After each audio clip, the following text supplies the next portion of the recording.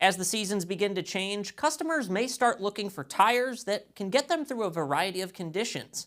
That's where Hankook's Dynapro evo all-season tire comes in, and it's positioned in the touring all-season space for SUVs and CUVs, a category that's getting more competitive every year.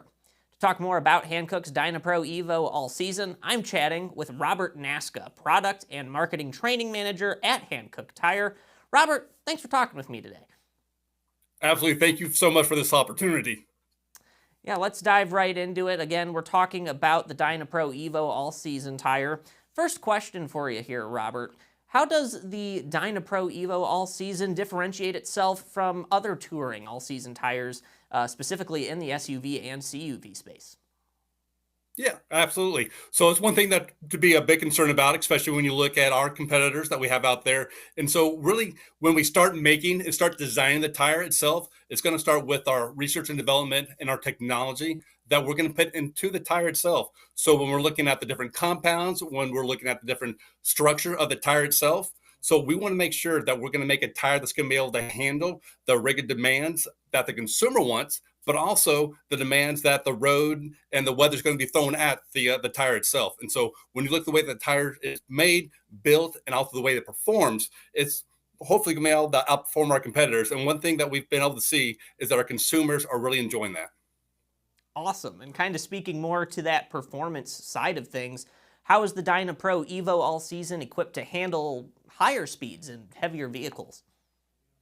Well, we're looking at the classification of the vehicles that's going to go on, more of a premium CUV, SUV. And so we're looking at, we have a higher speed rating. So a W and a Y speed rating is going to be on here. And then also the construction of the tire, it's going to have a dual layer of components on there to make it a little bit stronger, a little bit more comfortable for the end user. So that when you are driving at highway speeds, that you can be able to have the comfort and longevity, but also the safety factor of the vehicle itself.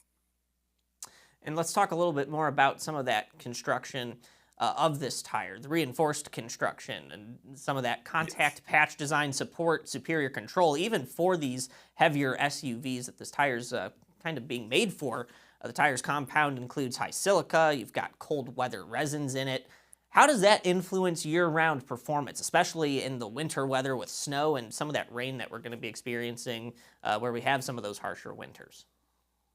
Absolutely. So of course the silica, that's going to help with your wet traction capabilities. And then the cold weather resin, that's going to help when the air temperature gets below 45 degrees Fahrenheit. And so to make sure that you're going to have excellent traction in the snow, the ice, and the slush. And then when you take with the tread design itself and the center rib and the void ratio that we have, it's going to be excellent water evacuation that you're going to be able to have with this tire. Now, this tire does cover a wide range of premium SUV vehicles, and the SKU lineup kind of enables some strong vehicle fitment. What does that say about how Hankook views the long-term future of the Dynapro evo all-season tire? Well, I think it goes to our OE strategy that we do have for this segment. We want to make sure that the OE replacement strategy that we do have is going to be able to fit the 19 and above rim inch. And so that's what we've done with this tire, with the Dynapro evo all season.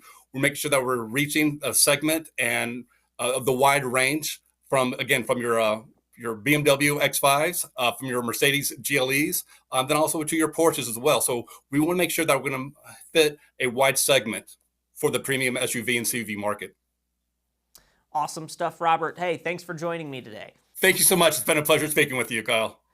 And thank you all for watching. I've been Kyle Alexander. See you next time.